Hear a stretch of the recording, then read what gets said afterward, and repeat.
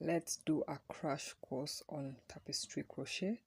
Let it be known that you should be patient while you learn this technique and kind and gentle with yourself when you make mistakes, along with just trusting the process and having fun. To begin with, you'll need your yarn and the appropriate hook size. I'm using medium weight yarn with a 3mm hook.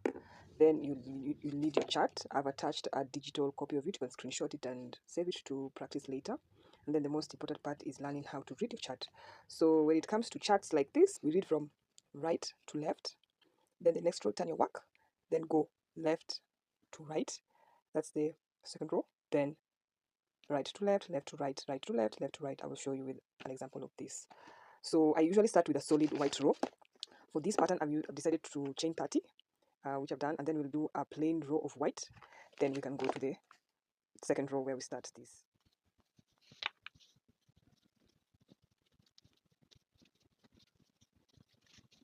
We have the first solid color.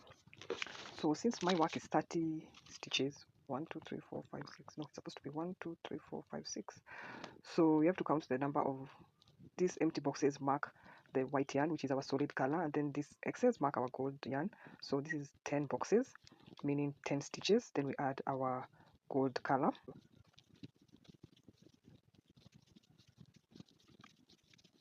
Another thing about tapestry crochet is when to do color changes, because we are starting here, the 10th row.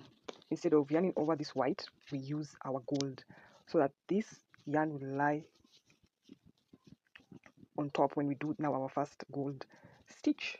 And then you see, hook, please be a good hooker. So you see this lies on top on the first gold stitch. Then we do the second. Then because the next is too white, instead of yarning over this gold, we will yarn over our white. And because this pattern is small, instead of leaving floating yarn, I tuck it under like that, and then we do our white. 1 2. The next stitch is gold. Instead of yarning over white, we change the color. We yarn over with the gold one, and then we do our 3 gold. 1 2 3. And since we're changing back to white, we bring this one forward for tension purposes, and then we use white, then we return it back, and then we can drop it there because the rest of the row is white. So our next row, we're starting from left to right. You finish this row, turn your work. Let me do just that. I'm at the end of my row. I've chained 1, then you turn our work. So remember, my grid is 30 rows across, so it means this is 5 10 12 solid white, then we change to gold. Let me do just that off camera, then we'll come back. So we have done our 12 solid. We need to change this color back to gold. Bring your yarn forward, do the gold, and then we are doing the first stitch of this row. So our gold, and then we're doing it for 8 stitches. Then we change back to white. While we carry, you can make a floating yarn. Floating yarn is when you leave the yarn outside like this, and then when it's time to change the color, for example, this is an example, this is not part of the pattern, I'm just trying to teach you floating yarn. You do this, so this yarn floats, and you make sure it's a bit loose, because when it's tight, it will cause the work to warp like this, warp inside. Why is it focusing on my dog? It will warp like this. So yeah, that is what we call the floating yarn. But because this pattern is minute, I like to carry my work under the stitches that I'm working. The final effect will be neater.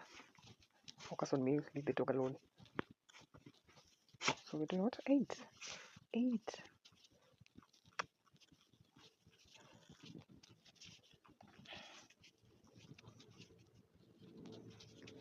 7 and 8.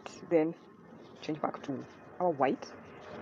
You can turn your work, and when you see this white dipping, the way it does that, just tag it a bit like this, then pull it through.